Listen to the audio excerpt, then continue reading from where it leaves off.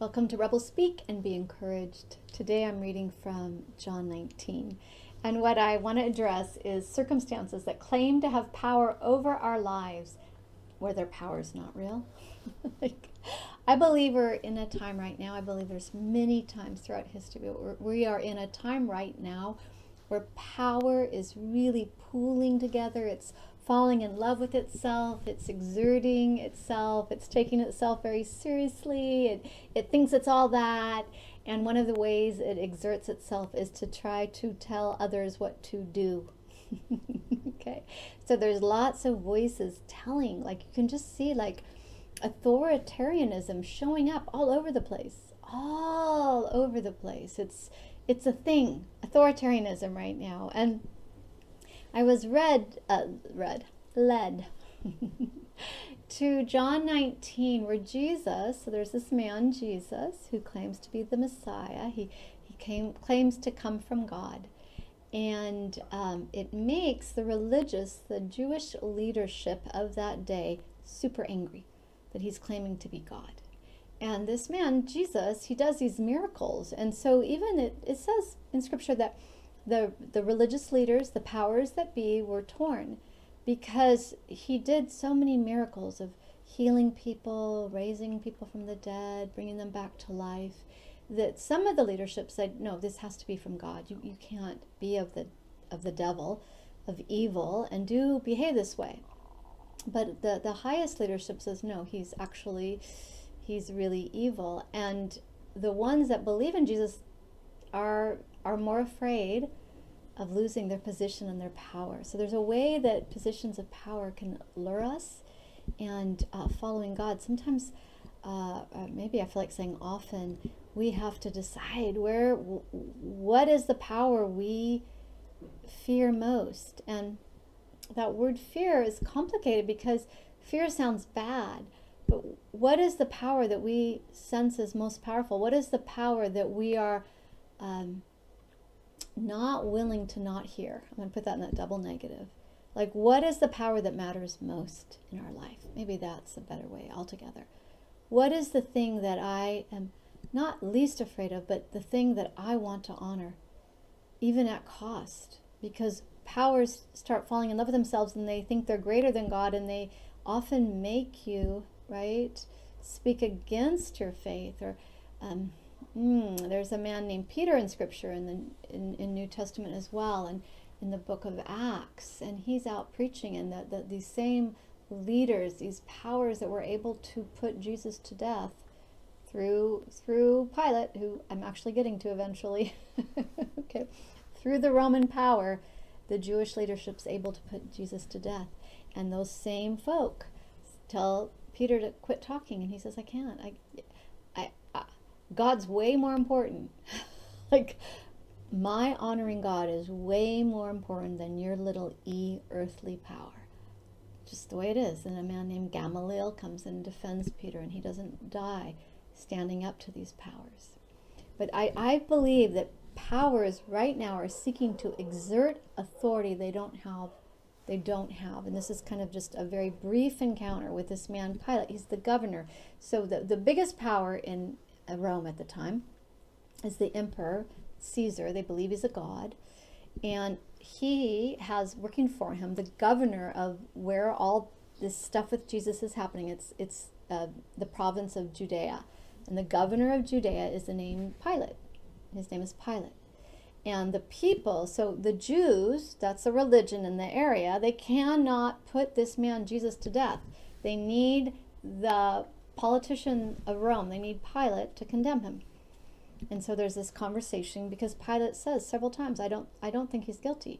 I see nothing to condemn him of. And they say, hey, well, Caesar's not going to like that he calls himself a king. So they use Pilate's own fear of the emperor, Caesar, to get Caesar to behave in a way that he's deeply conflicted. He's uncomfortable. There's this sense, you have this sense when you read Scripture that Pilate knows that he shouldn't be condemning Jesus. But I'm briefly looking at this encounter between this man, the governor of Judea, Pilate, who, if Jesus were to speak in the right way, Jesus it's hard to say, but there seems like there's an opening in Pilate towards Jesus. But this is how Jesus interacts. Pilate says to Jesus, "Where are you from?" But Jesus gave no answer. Jesus was silent, okay? And here's what Pilate says, "You won't talk to me?" Pilate demanded, "Don't you realize that I have the power to release you or to crucify you?" Pilate's saying, "Look, you better talk to me because I have all the power. And I just feel like you, wherever you are, whenever you see this, there are circumstances that are exerting authority that they don't have. God is greater. God is greater than the authority these circumstances are exerting in your life." And here's how Jesus responds to that. Then Jesus said, "You would have no power over me at all unless it were given to you from above. So the one who brought me to you has the greater sin." Now that's kind of a, that's holding,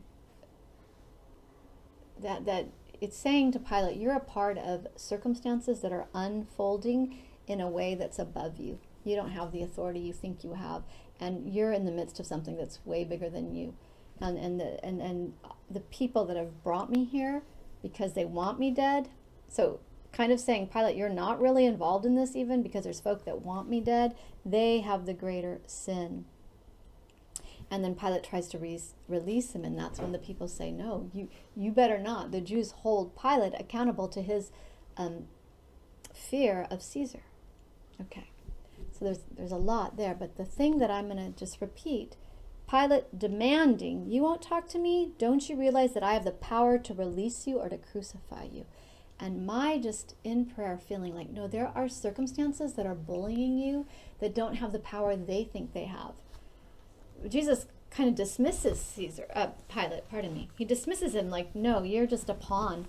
You're a pawn in a much bigger conversation that's gotten me here through others than yourself. You're not who you think you are. And I just want to encourage you to speak to circumstances that are, I don't know, things that can intimidate us. And there's so many different voices. I think we can be intimidated by obligations in a way that we don't have to serve obligations. You don't have to serve obligations.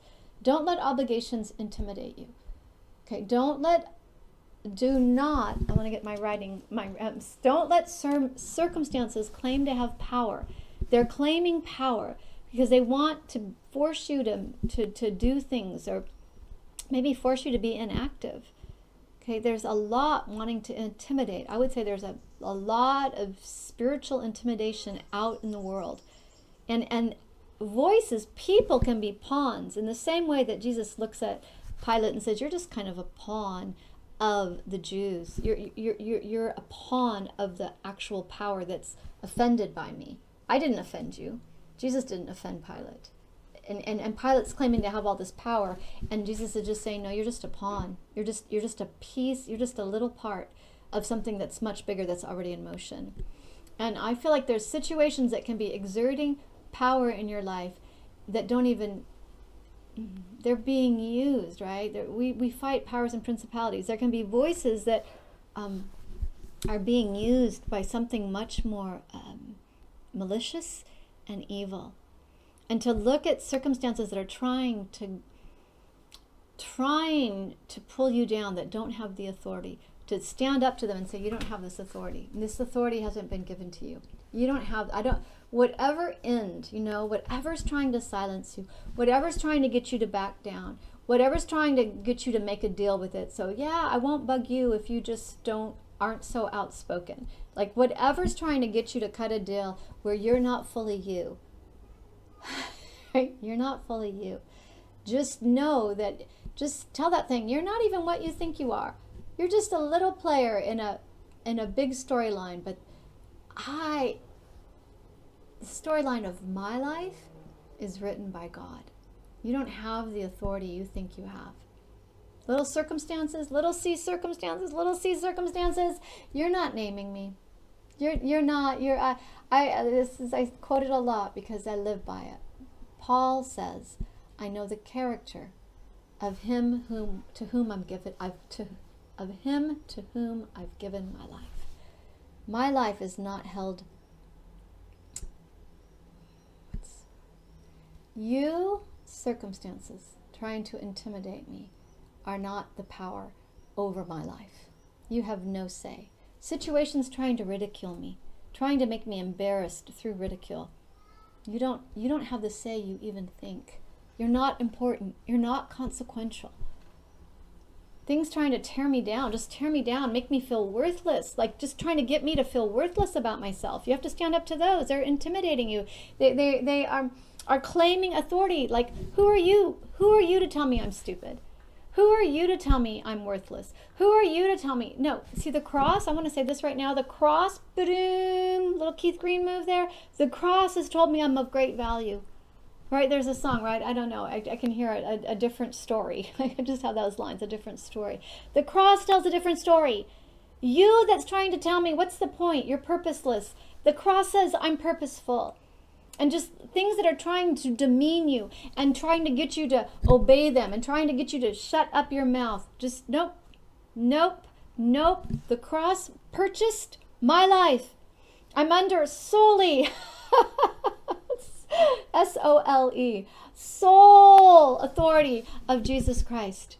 And I can hear Dr. King. I'm not fearing any man. I can hear Dr. King. I'm not fearing any man. I'm not fearing you. I'm not fearing your lies. I'm not fearing your intimidation. I'm not fearing your hope of shutting me up. Nope, I'm not. Nope. Nope. Nope. Nope. Nope. Nope. My life's on the side of the cross. And what's the cross? Oh, resurrection. Oh, excuse me. The death and resurrection of Jesus Christ. That kind of death that overcomes resurrected life. And what are we told? That resurrection power is within me. And so when situations are insisting that you be quiet, that if you, I think of an old TV show called Rudolph the Red-Nosed Reindeer, and the dad just wants, Rudolph has a very shiny nose, and the dad just thinks, if I could just dim your nose, you'd fit in more. If there's something in your life telling you, if you would just dim down, we can even use that for intelligence, like dim-witted, dull. Okay? If there's things that are telling you you're not so smart, don't listen to them. Christ in you, hope of glory. You are brilliant. Christ in you, you are made by God specifically for this moment in time, this place. You are created and fashioned, made by, and then God's breathed God's breath in you. Anything telling you you're not so smart, don't listen to it. It's not your friend. If you have friends telling you that, ask God for new friends. Ask God for new. You are not dim-witted. That means dull. It's like the light's not quite so bright. It's not true. It's not true. Circumstances trying to get you to be quiet by telling you you're not intelligent, they're afraid of you. They're not truth. The cross looks good on you. I want to say that. The cross, and what is in the cross? Resurrection, new life. This has gone long because I just feel it. Like, don't let, my dad had a poster when I was a young girl, a poster. My dad is not really into art much. It was a little poster like you'd buy at school back in that day, and it said, do not let the turkeys get you down. And it had a big puffed up turkey. I was raised on a farm, and my brothers would take those turkeys, it's almost Thanksgiving, so maybe this is appropriate, and they'd squeeze them, and they would get the loudest burp. My brothers loved that. They would take those cocky, puffed up turkeys, and they'd squeeze them, and there'd be a big burp, and then that turkey wouldn't be so big and think it's strutting around and it's all that. Don't let the liar's lies get you down. Don't let circumstances claim to have authority. Situations, it can be people. I've spoken this mainly about people, but it can also be your finances. It can be circumstances. It can be your grades. It can be just things that are trying to exert authority over you. And I encourage you to say, you do not have the authority you're insisting that you have. You don't. Christ died to have soul, S-O-L-E, only, one, and soul, my personhood, S-O-U-L, to have soul authority in my life. And that's my thought today. Be encouraged. God bless you. Be strong. God bless you.